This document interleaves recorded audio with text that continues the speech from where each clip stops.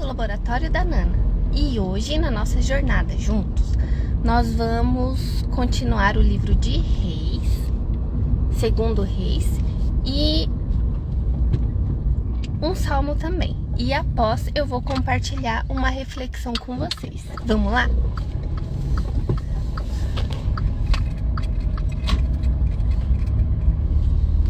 Segundo Reis, capítulo 19. Ezequias consulta Isaías. Quando o rei Ezequias ouviu isto, rasgou as suas roupas, cobriu-se de pano de saco e entrou na casa do Senhor.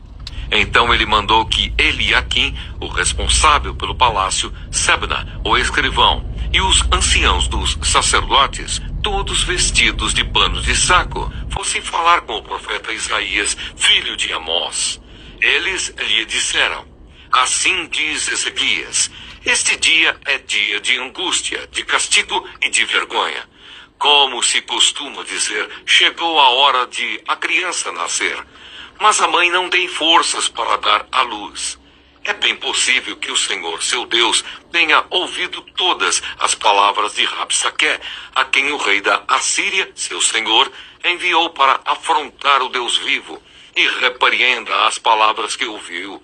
Portanto, ore pelo resto que ficou. Os servos do rei Ezequias foram falar com Isaías, que lhes disse: digam ao rei o seguinte: assim diz o Senhor, não tenha medo por causa das palavras que você ouviu, com as quais os servos do rei da Assíria blasfemaram contra mim. Eis que porei nele um espírito, e ele, ao ouvir certo rumor, voltará para a sua terra, e lá eu farei com que ele seja morto à espada. A carta do rei da Assíria. Rabsaque voltou e encontrou o rei da Assíria lutando contra Líbina, pois tinha ouvido que o rei já se havia retirado de Laquis.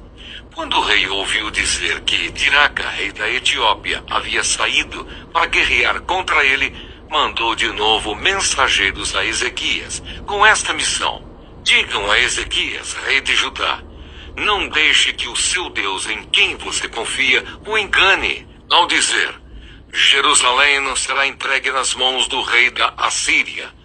Você já ouviu o que os reis da Assíria fizeram com todas as terras, como as destruíram totalmente, e você pensa que poderá escapar? Será que os deuses das nações livraram os povos que os meus pais destruíram, Gozã, Arã e Rezefe, e os filhos de Éden, que estavam em Telassar? Onde estão o rei de Amate, o rei de Arpade e o rei da cidade de Sefarvaim, de Rena e de Ivá? A oração de Ezequias. Ezequias recebeu a carta das mãos dos mensageiros e a leu. Então Ezequias subiu à casa do Senhor e estendeu a carta diante do Senhor. E Ezequias orou diante do Senhor, dizendo: ó Senhor Deus de Israel, que estás entronizado acima dos querubins, somente tu és o Deus de todos os reinos da terra. Tu fizeste os céus e a terra. Inclina, ó Senhor, os ouvidos e ouve. Abre, Senhor, os olhos e vê. Ouve as palavras de Senaqueribe, as quais ele enviou para afrontar o Deus vivo. É verdade, Senhor, que os reis da Assíria assolaram todas as nações e suas terras e lançaram no fogo os deuses deles, porque não eram deuses, mas objetos de madeira e pedra, feitos por mãos humanas. Por isso os destruíram. Agora, ó Senhor, nosso Deus, livra-nos das mãos dele, para que todos os reinos da terra saibam que só tu, ó Senhor, és Deus. O profeta conforta Ezequias. Então Isaías, filho de Amós, mandou dizer a Ezequias: assim diz o Senhor, o Deus de Israel, eu ouvi a oração que você me fez a respeito de Senaqueribe, rei da Assíria, e esta é a palavra que o Senhor falou a respeito dele. A virgem, a filha de Sião, desdenha e zomba de você. A filha de Jerusalém meneia a cabeça atrás de você. A quem você afrontou e de quem blasfemou? E contra quem você levantou a voz e ergueu os olhos com arrogância? Contra o Santo de Israel. Por meio dos seus mensageiros, você afrontou o Senhor e disse: com a multidão dos meus carros de guerra, eu subi ao alto dos montes, ao mais interior do Líbano.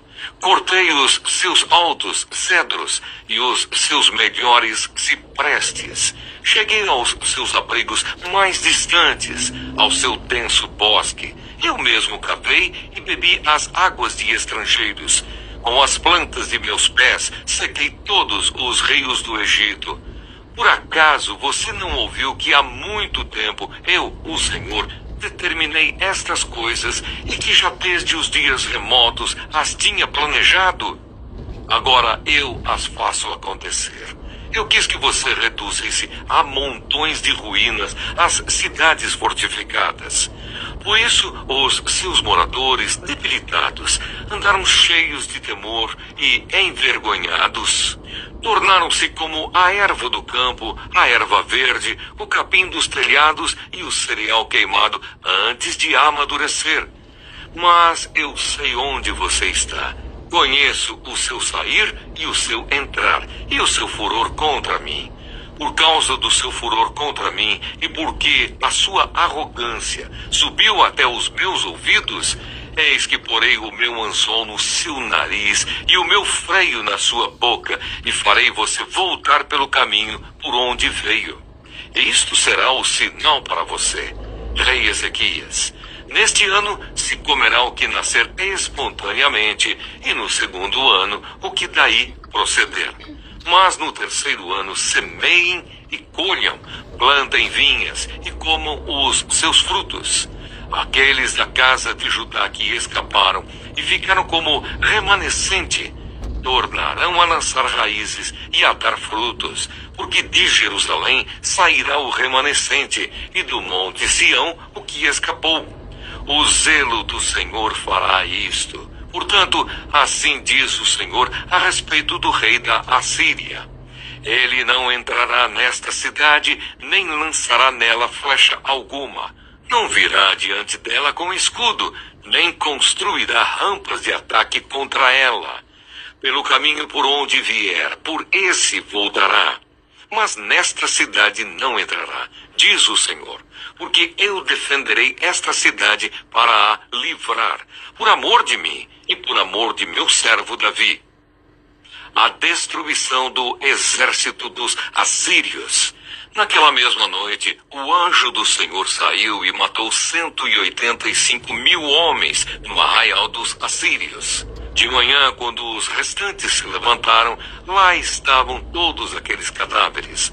Então Senaqueribe, rei da Assíria, levantou acampamento, foi embora, voltou para Nínive e por lá ficou.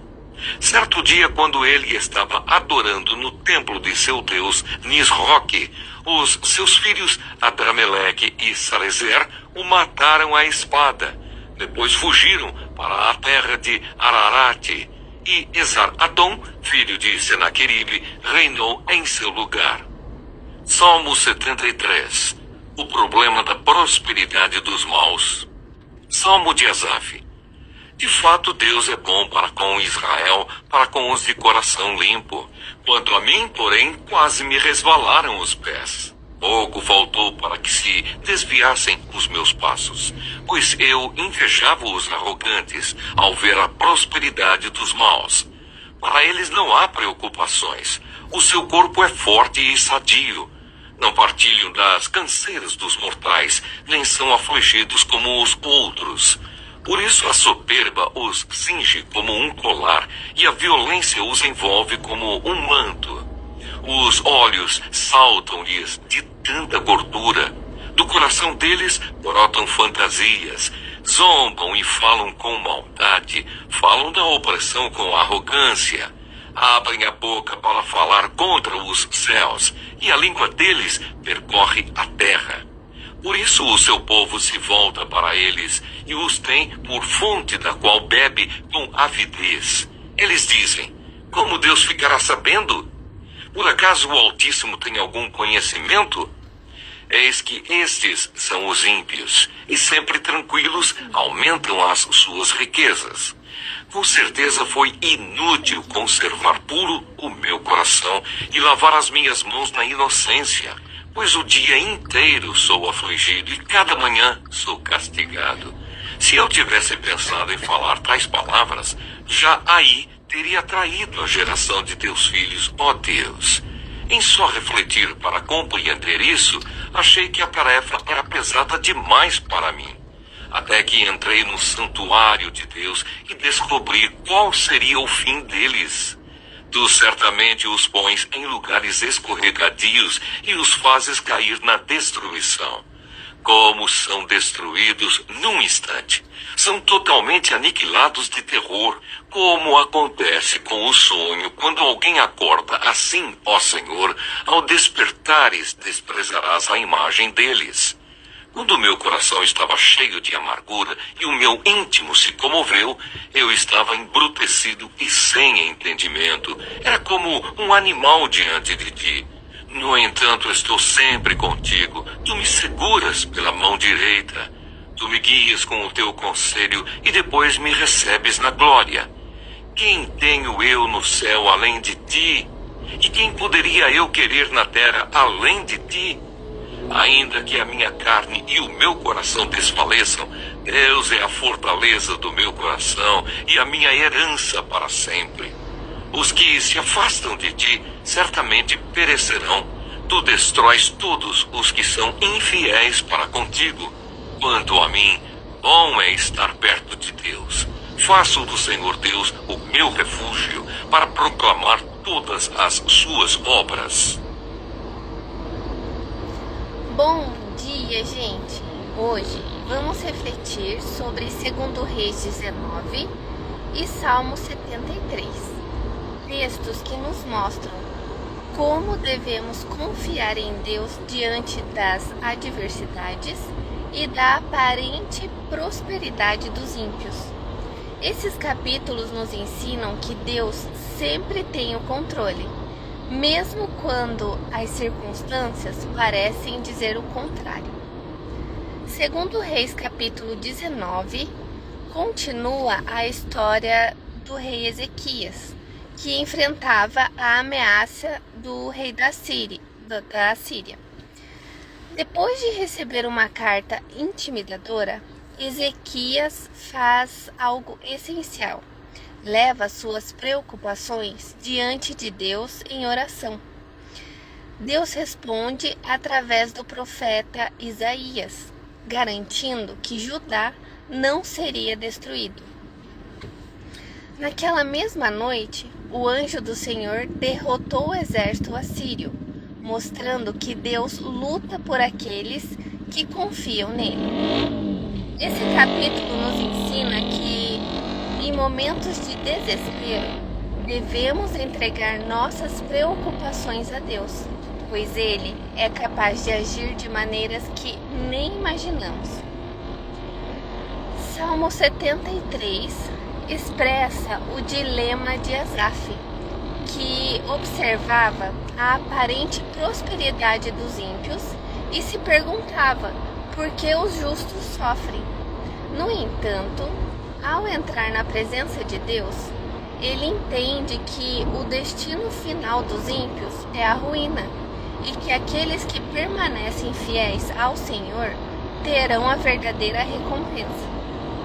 Esse salmo nos ensina que não devemos nos deixar enganar pelas aparências, pois Deus é justo e fiel. Refletindo sobre esses textos, aprendemos com 2 Reis 19 que a melhor resposta às dificuldades é confiar em Deus e buscar sua direção. Salmo 73 nos lembra que, mesmo quando parece que os ímpios prosperam e os justos sofrem, Deus tem o controle e, no final, a justiça será feita. Que essa reflexão nos leve a confiar mais em Deus e a lembrar que Ele cuida de nós, independentemente das circunstâncias. Que vocês tenham um ótimo dia. O vídeo vai ficar disponível no YouTube Então lembrem de se inscrever no canal, de curtir o vídeo, de compartilhar. Fiquem com Deus e até a próxima. Tchau!